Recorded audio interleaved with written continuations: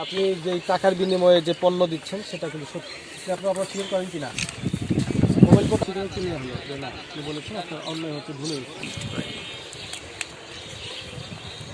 যে পরবর্তীতে যে যেই গরুগুলো তারা আনবে সেগুলো হচ্ছে জবাই করার পূর্বে তারা হচ্ছে প্রয়োজনীয় যে ডাক্তার রয়েছে তাদের পরামর্শ নিয়ে যে আসলে রোগমুক্ত কিনা সেরকম ভাবে করে তারপর তাদেরকে জবাই করার জন্য আমি নির্দেশনা দিয়েছি।